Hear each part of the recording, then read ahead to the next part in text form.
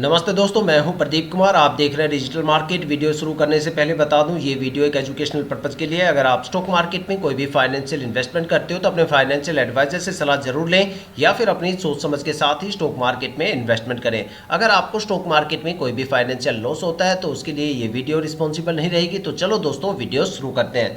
दोस्तों, आज हम बात करने वाले हैं लक्स इंडस्ट्रीज स्टॉक के बारे में। देखा जाए तो ये स्टॉक टेक्सटाइल सेक्टर से बिलोंग करता है। देखो, स्टॉक मार्केट में किसी भी स्टॉक में इन्वेस्टमेंट करने से पहले करीब दो बातें हमेशा ध्यान में रखनी चाहिए। जो दो बातें मैं आपको बताने वाला हूं, अगर आप किसी भी स्टॉक के बारे में बारीकी से जान लेते हो तो समझ लो आपने उस स्टॉक के बारे में काफी डीपली एनालिसिस कर डाली।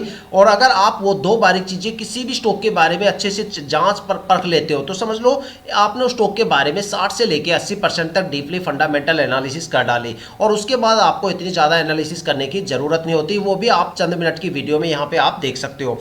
देखो, किसी भी स्टॉक, किसी भी बैंक में अगर मान लो आप जाते हो, एक एग्जांपल लेते हैं, अगर आप किसी भी बैंक में जाते हो, वहां पे कोई भी एफडी करवाते हो, कोई भी म्यूचुअल फंड लेते हो या फिर कोई भी बॉन्ड लेते हो या फिर वहां पे कोई भी आप पॉलिसी लेते हो, तो हमेशा आप बैंक से पूछते हो कि भाई जहां पे मैं इन्वेस्टमेंट कर रहा हूं, जो एफडी मैं ले रहा हूं, आखिर यहाँ पे कितने टाइम ड्यूरेशन की होल्डिंग करने पर मुझे कितनी मैच्योरिटी मिलेगी या फिर कितना रिटर्न मिलेगा। ठीक है, लेकिन अगर हम स्टॉक मार्केट के केस में देखें तो हम वहां पे एफडी या फिर बाकी जो पॉलिसी है उससे कहीं ज्यादा इन्वेस्टमेंट करते हैं, लेकिन यहाँ पे वो चीजें चेक नहीं करते, सिर्फ बेसिक फंडामेंटल देखते हैं और स्टॉक के अंदर कूद जाते हैं। लेकिन जब वहां पे एंट्री ले लेते हैं तो उसके बाद हमें समझ में आता है कि भाई जो चीज हमें देखनी चाहिए थी वो चीज तो हमने यहाँ पे देखी नहीं। तो देखो, यही सावधानियां आपको कुछ बरतनी होती है। ऐसी कुछ जानकारियां मैं आपको इस वीडियो में देने वाला हूं। यहाँ पे जो दो सबसे ज्यादा इंपॉर्टेंट चीजें मैं आपको बताने वाला हूं, उसमें सबसे पहली चीज तो ये है स्टॉक के पिछले 5 साल के रिटर्न के बारे में। देखो, अगर आप किसी भी स्टॉक के बारे में ये जान जाते हो उस स्टॉक ने पिछले 5 सालों में अपने इन्वेस्टर्स को कितना रिटर्न दिया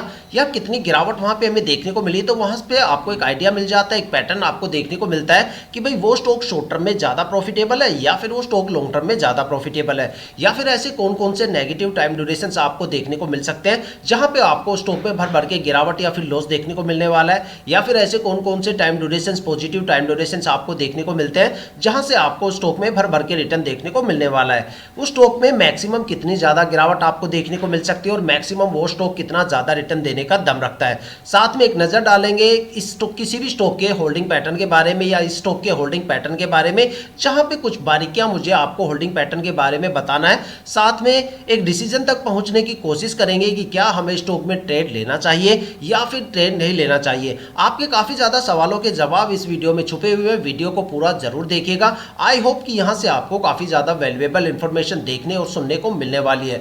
तो चलो दोस्तों, वीडियो शुरू करते हैं।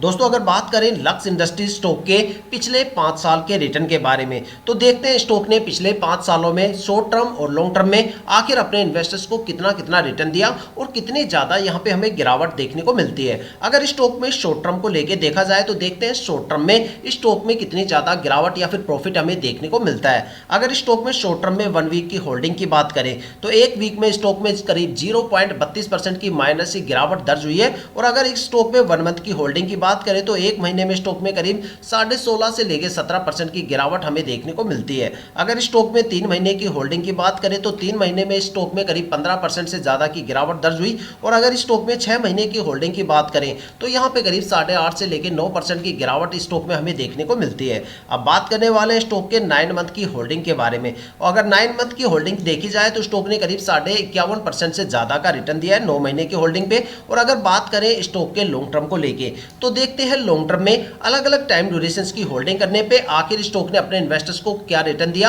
और कितनी ज्यादा गिरावट हमें यहां पे देखने को मिलती है। अगर लॉन्ग टर्म में स्टॉक में 1 ईयर की होल्डिंग की बात करें तो एक साल में स्टॉक ने करीब 34.5% से ज्यादा का रिटर्न गेन किया है। और अगर स्टॉक में 2 साल की होल्डिंग की बात करें तो 2 साल में करीब 13% से ज्यादा का रिटर्न दिया है स्टॉक ने। और अगर स्टॉक में 3 साल की होल्डिंग की बात करें तो 3 साल में 53% से ज्यादा की गिरावट हमें स्टॉक से देखने को मिलती है। अगर स्टॉक में 4 साल की होल्डिंग की बात करें तो 4 साल में स्टॉक में करीब 9.5% का एक अच्छा खासा रिटर्न हमें देखने को मिलता है। और अगर स्टॉक में 5 साल की होल्डिंग की बात करें तो 5 साल में स्टॉक में करीब 15.25% से ज्यादा का रिटर्न हमें देखने को मिलता है। अगर एक कंक्लूजन निकाल के देखा जाए तो ये स्टॉक शॉर्ट टर्म में भी काफी प्रॉफिटेबल है। और अगर बात करें लॉन्ग टर्म के बारे में तो लॉन्ग टर्म में भी ये स्टॉक काफी ज्यादा प्रॉफिटेबल है, लेकिन लॉन्ग टर्म से कहीं ज्यादा ये स्टॉक शॉर्ट टर्म में ज्यादा प्रॉफिटेबल है। शॉर्ट टर्म के अगर सबसे बेस्ट टाइम ड्यूरेशन की बात करें तो यहाँ पे 9 मंथ का टाइम ड्यूरेशन है, जहां पे स्टॉक ने करीब 51% से ज़्यादा का रिटर्न दिया है। और अगर देखा जाए तो गिरावट भी यहाँ पे हमें लॉन्ग टर्म से कम देखने को मिलती है। अगर लॉन्ग टर्म के सबसे बेस्ट टाइम ड्यूरेशन की बात करें तो यहाँ पे 1 ईयर का टाइम ड्यूरेशन है, जहाँ पे स्टॉक ने करीब 34.5% से ज़्यादा का रिटर्न दिया है। देखा जाए तो लॉन्ग टर्म में स्टॉक की जो सबसे बड़ी गिरावट है वो यहाँ पे 53% है, और लॉन्ग शॉर्ट टर्म की जो सबसे बड़ी गिरावट है वो हमें करीब 16.5% से ज़्यादा की देखने को मिलती है। और अगर लॉन्ग टर्म के सबसे बेस्ट रिटर्न की बात करें तो यहाँ पे 34 से लेके 34.5% के करीब हमें देखने को मिलता है। लेकिन अगर शॉर्ट टर्म के सबसे बेस्ट रिटर्न की बात करें तो यहाँ पे 51.5% से ज़्यादा है, जो कि 9 मंथ के टाइम ड्यूरेशन पे है। देखा जाए तो यहाँ पे शॉर्ट टर्म में हमें कुछ नेगेटिव टाइम ड्यूरेशन देखने को मिलते हैं, जहाँ पे 1 वीक से लेके 6 महीने का टाइम ड्यूरेशन है, जहाँ पे आपको लेस देन 1% से लेके करीब 16.5 या 15% तक एक अच्छी खासी गिरावट देखने को मिल सकती है। और देखा जाए तो मार्केट में पिछले 6-7 महीनों से काफ़ी ज़्यादा गिरावट का सिलसिला रहा है। अगस्त और सितंबर में 2 सबसे बड़े इंडियन स्टॉक मार्केट में क्रैश आए। उसके बाद अक्टूबर में एफआईआई ने काफ़ी बड़े लेवल पे बिकवाली की, और दिसंबर के एंड तक आते आते सेंसेक्स 85,000 से गिर के 76,000 के करीब आ गया है। देखा जाए तो करीब यहाँ पे 9,000 पॉइंट यहाँ पे सेंसेक्स गिर चुका है। इतनी बड़ी गिरावट होने के बाद मार्केट तितर बितर हो चुकी है। यहाँ पे मार्केट में एक अच्छी खासी गिरावट हमें देखने को मिल रही है। काफ़ी ज़्यादा स्टॉक्स में एक अच्छी ठुकाई का माहौल बना हुआ है। तो ऐसी गिरावट के माहौल में इतनी गिरावट स्टॉक में हमें नहीं लगता है कि कोई ज़्यादा गिरावट यहाँ पे है। और अगर बात करें लॉन्ग टर्म के बारे में तो लॉन्ग टर्म में यहाँ पे 3 साल का जो टाइम ड्यूरेशन है वहाँ पे हमें गिरावट देखने को मिलती है। तो यहाँ पे देखा जाए तो गिरावट इतनी ज़्यादा नहीं है, लेकिन अगर स्टॉक के रिटर्न की बात करें तो ये स्टॉक लॉन्ग टर्म में तो मुझे इतना प्रॉफिटेबल दिखता नहीं जितना ये स्टॉक लॉन्ग शॉर्ट टर्म में ज़्यादा प्रॉफिटेबल है। लेकिन अगर देखा जाए तो आप इस स्टॉक में किसी भी टाइम ड्यूरेशन में एंट्री ले सकते हो, लेकिन एग्जिट करते टाइम मैं आपको ये सुजेस्ट करूंगा कि भाई स्टॉक को कम से कम 9 महीने से लेके 1.5 साल तक जरूर होल्ड करना है। एक अच्छा खासा आप रिटर्न यहाँ से लेके जा सकते हो, जैसा कि इसके स्टॉक के पिछले 5 साल के रिटर्न हमें बता रहे हैं। तो दोस्तों ये थे स्टॉक के पिछले 5 साल के रिटर्न के बारे में, जहां पे हमने शॉर्ट टर्म और लॉन्ग टर्म के रिटर्न्स को समझाया। लेकिन यहाँ पे अभी भी एक सवाल हमारा यहाँ पे पेंडिंग है कि भाई क्या हमें स्टॉक में ट्रेड लेना चाहिए या नहीं लेना चाहिए। देखो स्टॉक के जो रिटर्न्स होते हैं वो अनसर्टेनिटी होते हैं। आज स्टॉक के अंदर रिटर्न है, कल को क्या पता स्टॉक में एक बड़ी गिरावट हो जाए, या फिर आज स्टॉक में गिरावट है, कल को स्टॉक में एक अच्छी परफॉर्मेंस हमें देखने को मिल जाए। लेकिन इस सवाल का जवाब जो है वो हमें स्टॉक के होल्डिंग पैटर्न से देखने को मिलने वाला है। देखो अगर आप किसी भी स्टॉक के पिछले 5 साल के रिटर्न जान लेते हो और उस स्टॉक का जो होल्डिंग पैटर्न है अगर वो आप बारीकी से समझ लेते हो तो आप इस निष्कर्ष तक आसानी से पहुंच सकते हो कि भाई आपको स्टॉक में ट्रेड करना चाहिए या नहीं करना चाहिए। लेकिन कुछ बारीकियां होती है जो होल्डिंग पैटर्न के बारे में होती है, वो मैं आपके साथ शेयर करना चाहता हूं। देखो अगर आप किसी भी स्टॉक में ट्रेड करते हो तो वहाँ पे जो प्रमोटर की होल्डिंग है वो 50% या उससे ज़्यादा होनी चाहिए। अगर किसी भी स्टॉक के अंदर प्रमोटर की होल्डिंग 50% या उससे कम है तो समझ लेना वहाँ पे आने वाले टाइम में प्रमोटर अपनी होल्डिंग को काफ़ी जल्दी से रिलीज करेंगे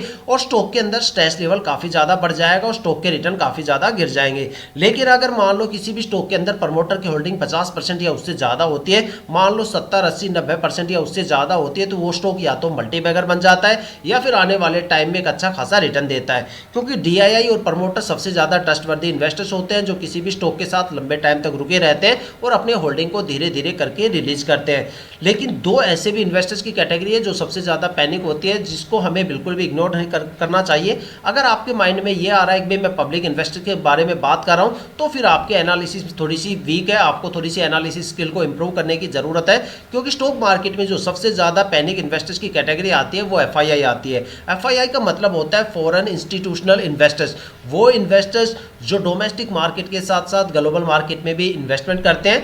जब उनको पता चलता है कि भाई ग्लोबल मार्केट में कोई बड़ी गिरावट होने वाली है या फिर वहाँ पे गिरावट का सिलसिला शुरू हो गया है, तो वो यहाँ पे सबसे पहले बिकवाली करते हुए नजर आते हैं। और जब वो बिकवाली करके निकल जाते हैं या बिकवाली करते हुए रहते हैं तब पब्लिक इन्वेस्टर्स थोड़ा सा वहाँ पे पैनिक होना शुरू होते हैं और तो उनको लगता है भाई अब कोई बड़ी गिरावट यहाँ पे होने वाली है क्योंकि FII बड़े लेवल पे बिकवाली कर रही है।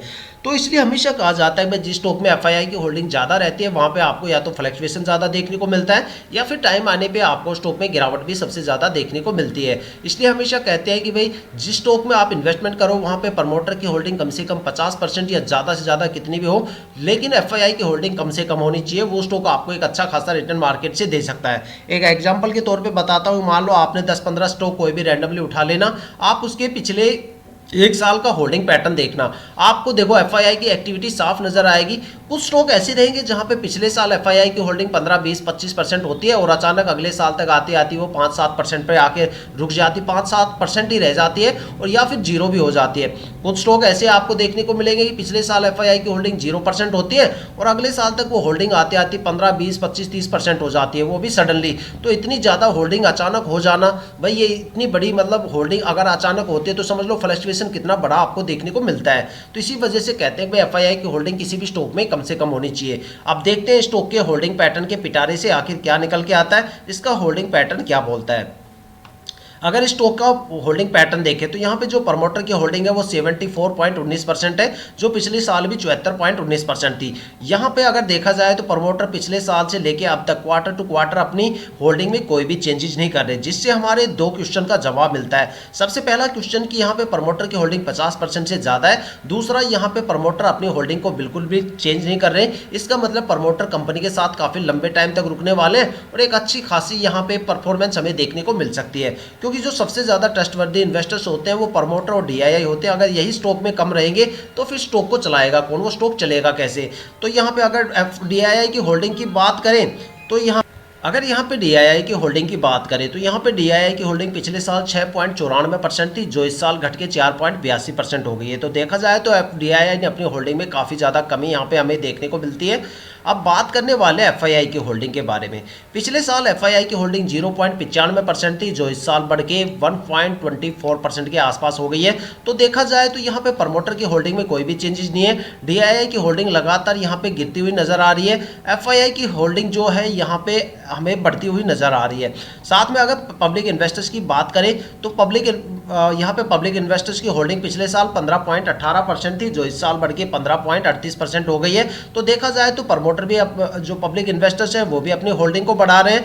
एफआईआई की होल्डिंग भी लगातार यहाँ पे बढ़ रही है और डीआईआई की होल्डिंग यहाँ पे लगातार गिर रही है। साथ में प्रमोटर अपनी होल्डिंग में कोई भी चेंजेस नहीं कर रहे, साथ में प्रमोटर की होल्डिंग 50% से ज़्यादा है। तो दोस्तों ये थी स्टॉक की सारी डीपली एनालिसिस। अब डिसीजन आप लेके हमें बताइएगा भाई कि आपको स्टॉक में ट्रेड करना चाहिए या नहीं करना चाहिए।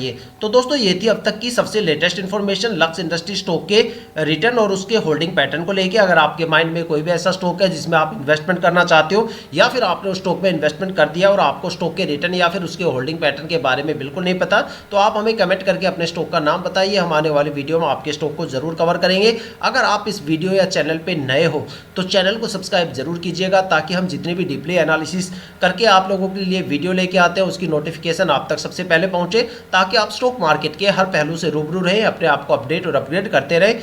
इसी के साथ ये वीडियो समाप्त करते हैं, मिलते हैं नेक्स्ट वीडियो के साथ।